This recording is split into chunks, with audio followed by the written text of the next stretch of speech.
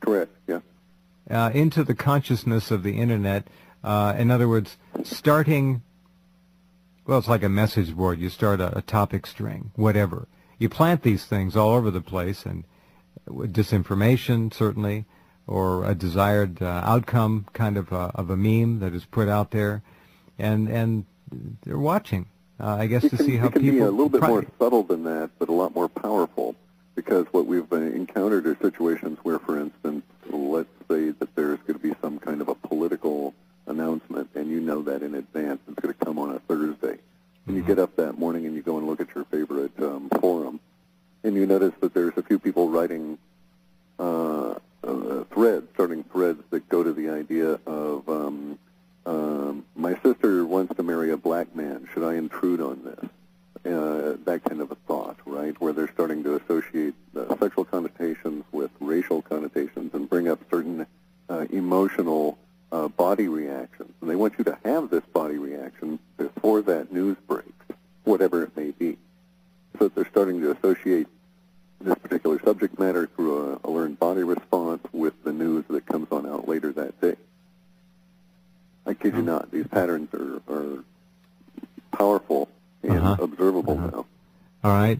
You're picking them up. We've said before, not we, but collectively we on this program for many, many years, those who I consider to be very, very bright people, that the controllers have honed and fine-tuned their techniques to the extent that they're probably 10 or 20 years ahead of the average person's ability to even begin to wrap their mind around how much in control this whole game is.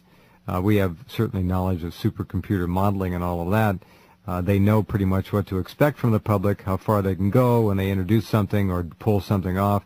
They can certainly plot out the actual reaction of the public at large to an event or a series of events. But to sow these things in they're being sown into the subconscious, and then they're propagating therein, and that's extraordinary.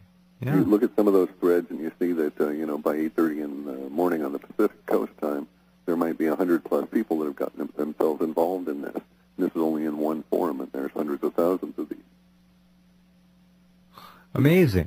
Well, they don't miss a trick, do they? No, they don't. We've got a friend, George and I have a friend who's in the astro-econ business. That is the way in which you make money off of the astrology of the day. This is Robert Hitt, and he has this particular theory, which we've paraphrased as energy's got to go somewhere. And so it's kind of a situation where we think what they're attempting to do is, through their memering, is to engineer emotional reactions on Moss for particular population control, maybe mind control for that particular day, that week, etc. It's very difficult to start getting into intent, which is the answering of the question, is why would someone go to this trouble? But we do notice the design patterns are existent in the evidence. Design patterns, folks. Excuse me, I'm sorry. Design patterns. These are intent. I want to say intentional. These are done with intent. These design patterns, these memes are put out there trying to influence the mass subconscious. This is wild stuff. It's a little scary. Yeah, first time I saw it, I was quite disturbed. And then I really actually couldn't believe what I was sort of picking up. Now, that's not to say that what Clif and George are finding are only these intentional sowing of things. They find naturally occurring collective unconscious shifts. Yeah. Shifts. That's the perfect word for it. Reading your reports, the Alta material is just what a journey. Now, there are a number of things that come up. People have asked me, well, what are they talking about? What do they mean? And the idea is that there are, again, I'm going to go back to this, words and phrases and cliches and subject matters that they weren't there 6 months ago or 3 months ago that all of a sudden start appearing. Now, what we're saying and what we've just learned is that some of that can be being sown, contrived, and put out there with intent. It's a social engineering, exactly right, at the subconscious level, to a degree. Our system differentiates from that relatively easily. How? The nature of the computer language that we use to process through all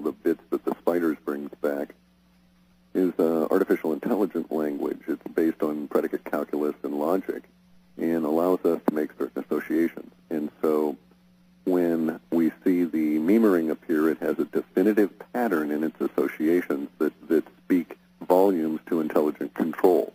In a way, it's kind of like what SETI claims to be looking for in all these millions of radio signals they keep monitoring. They're looking for a specific pattern or spike. We see that in our data and say, aha, someone's out there mucking about. Wow. Now, this is new. This is new to me. How long have you been aware of this? About a year, I think, now. Took me about 18 months to be really sure that was what I was seeing. And you're pretty certain you can nail these things most of the time when they pop up? Oh, yeah, we actually have to program around it because they have to clutter up the data. They get in the way. Something of exactly, it's an obstruction. They're doing it intentionally to mess up your work? Right. Well, no, I don't believe that at all. But because of the nature of what they're doing, it does impede what you're doing. It does impede because it clusters around specific language and then reinforces it from forum to forum to forum, such that we're finding it all over the place, and that's kind of what we're looking for, but not in these particular strong patterns, if that makes any sense. So we have to exclude volumes over a certain range. All right, what are some of the things, we've got about 3 minutes to the break here, that you've picked up that are artificially on the landscape, that were put there? Anything come to mind? Yeah, it's a little bit more subtle than that. They're actually kind of horrific magnifiers of emotional energy on rather nasty days. So if we think of the school shootings, that kind of thing, on those particular magnifiers of emotional language.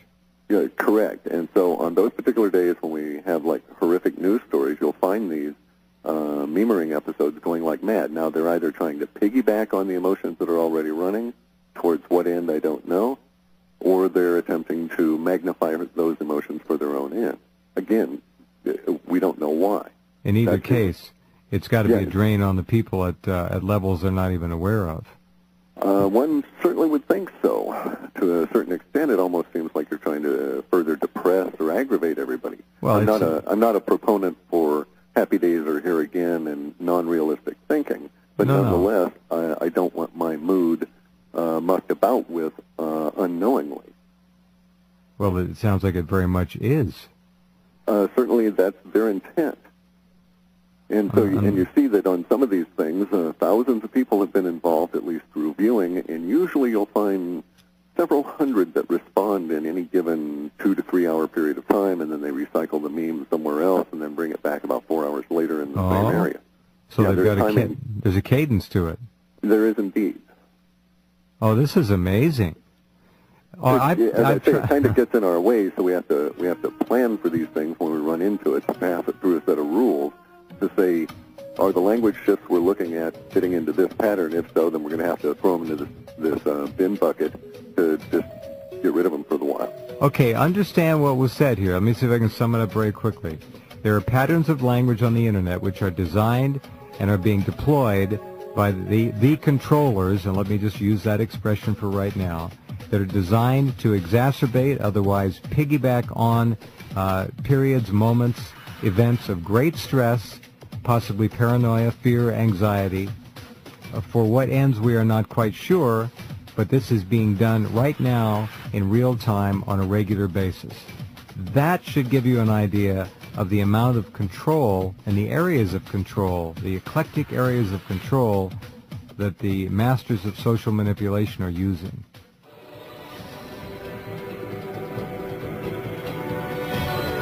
All right, the website is halfpasthuman.com. My guest is Clif High, one of the two gentlemen who are the proprietors of that site, and what they are doing is extraordinary. What you've heard in the last half an hour is extraordinary, to put it mildly. And again, if you don't think that the controllers are using every possible technology, and then some, that you could never imagine if you tried, I hope that you just learned something, because they are. And they are so far ahead of us, and their tools and their bags of tricks. It's just really almost preposterous.